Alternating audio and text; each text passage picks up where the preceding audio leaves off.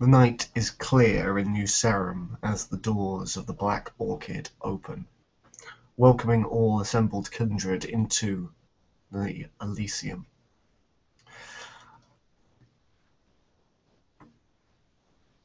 Roped rails outline the front door so that kindred may queue politely towards entering. There is a full car park and outdoor seating for those who are sitting to wait. Valets in crisp black uniforms await on the sidewalk if any kindred wish for their cars to be placed within a more secure location, although they will not be allowed to enter the underground car park itself. Upon entering, security will check every member entering to the Elysium for weapons and items that could possibly be used as weapons. Any gifts that are to be presented to the prince will be examined. No closed boxes will be allowed in. If there is a presentation of a weapon as a gift, or anything that can be used as a weapon as a gift, it will be taken by security, then presented by security when the individual is presented to the prince. On the first floor, you will come across the downstairs lobby. A small room meant for sitting and conversing. Light piano music is played through the speakers. There is no serving staff here. You must go to the bar to be able to fetch any drinks, but there is comfortable seating, soft glow light,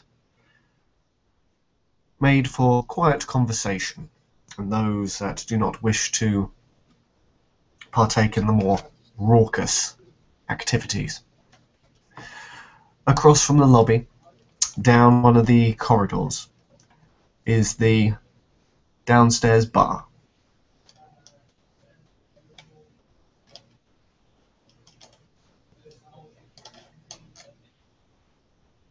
Oh, wrong one.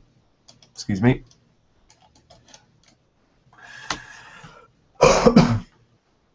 The downstairs bar is a large wooden panelled area. Delicately positioned tables and chairs line with a small section for mingling and moving around. The same light piano music is being played within here. The downstairs bar is the one most stocked and has professional flairers within it to add spectacle to drinks. Certain beverages can be turned into cocktails, crushed ice, or sparklers, or whatever the clientele wish to liven up their vintages, simply to see the acrobatics of the mortals. This is a place where where kindred can partake in their drinks in a more mundane style. Going up to the second floor is where the dance floors occur. They are split down corridors against soundproof doors, which are covered by security. As you walk through the Black Orchid, you will notice that there are many plainclothes security guards gliding from room to room, as well as various guards on different sections of the place, simply keeping an eye on you. Cameras are linked through a closed circuit within the establishment. The only way to tamper with the cameras is via the control room. The control room's location is kept secret through one of the many hidden panels and twisting corridors. The only kindred with access to this room is Mr. Crown. The security room itself is guarded by armed guards.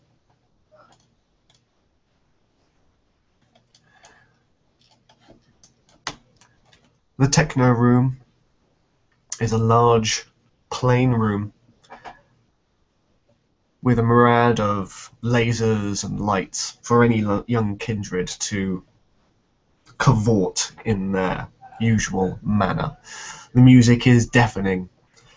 It is a selection of popular techno music gathered by people who know more about this than John.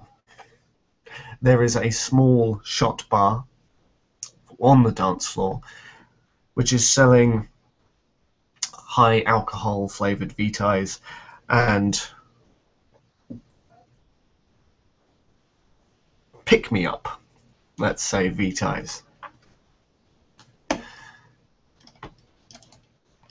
Away from there is the metal room, a well-stocked bar and creepy atmosphere with low glowing lights playing more traditional, or let's say stereotypical, goth and metal music. The music is also loud, and this particular dance floor has many little alcoves and cubbies, perfect for discreet conversation, as the music masks any attempt at overhearing.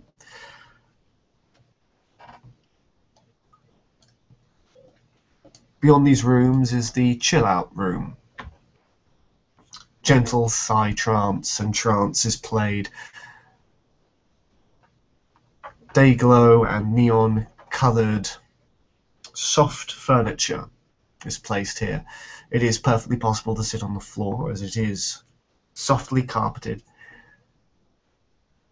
This place is an array of gentle plinking sounds and soft walls, furniture. A necessity, apparently, John's accountant said, for kindred who wish to, or mortals in fact, who wish a place of quiet solace when certain recreational beverages get much and they need to have some quiet time.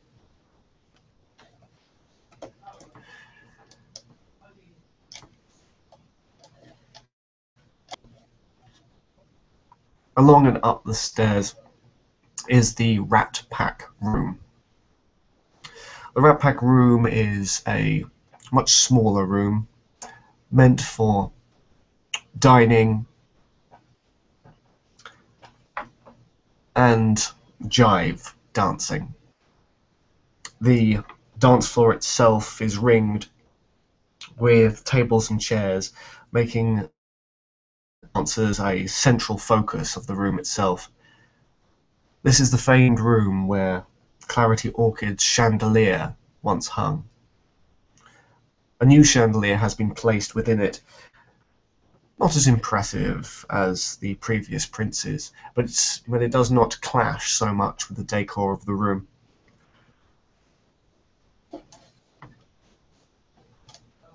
On this floor also is the champagne bar. The champagne bar is the only bar within the Elysium that holds more options than the set menu, which will be described later, of John Stanhope's brews. It is a place of kindred with refinement to sit and drink.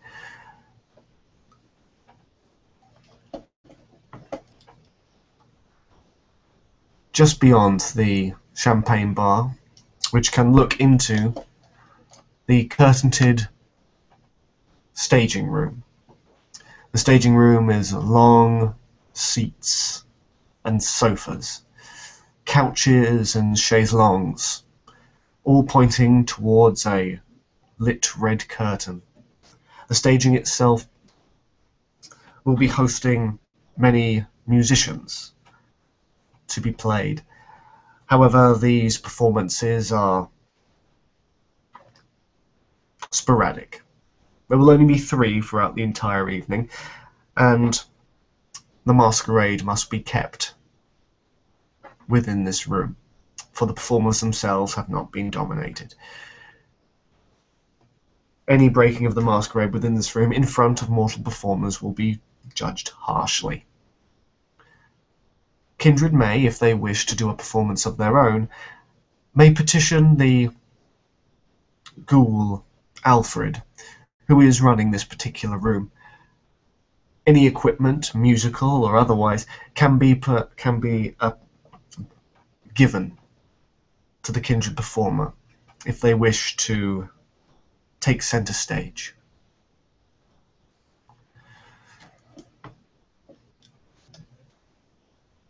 The third room is where the business happens. Any kindred who finds themselves wandering will find that this is where the boardroom of the Ventru lies. The boardrooms are restricted access, although not particularly heavily policed, as there are other places in which to put the security. Only Ventru are allowed within these rooms, but in all honesty, there is very little to them. Simply chairs, tables, office equipment perhaps, but very little else. And finally, on the third floor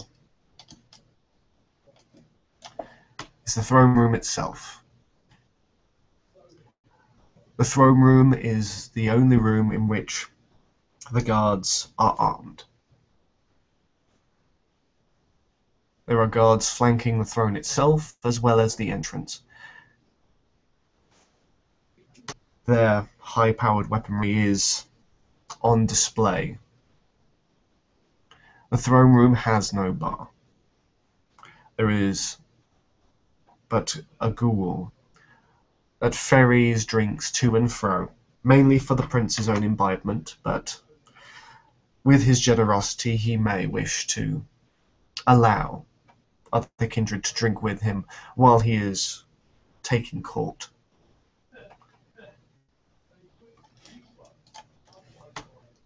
The throne itself, John has been told, has been modified slightly. A rifle has been rather unceremoniously duct-taped to the back, just in case of emergencies.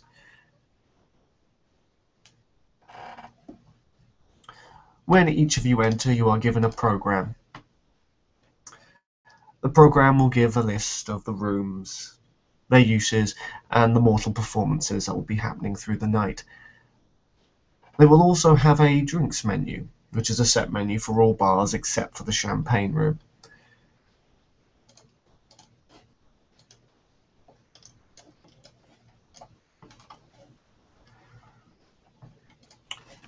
The menu is thus: Thrill Seeker, energy drink infused vito, for those kindred that need to be up and to dance the night away.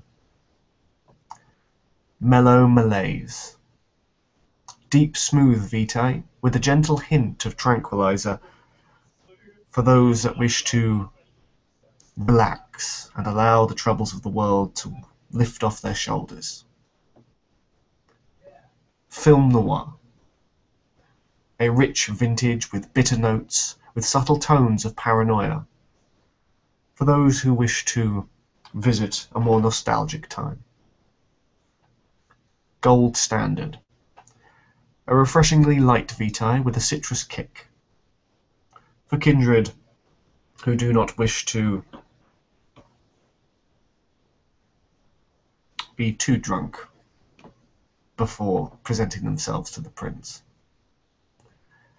Silks and Satins, an exotic, spicy vitae laced with strong liquors for the hardcore drinkers of the community.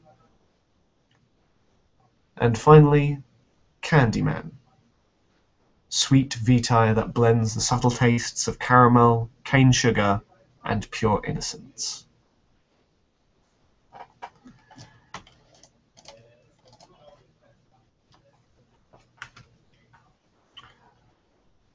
Prince Stanhope and the court of New Sarum welcome you to this first of a series of spectacular Elysiums. Please enjoy your time here and revel and enjoy the luxuries that the Camarilla can offer.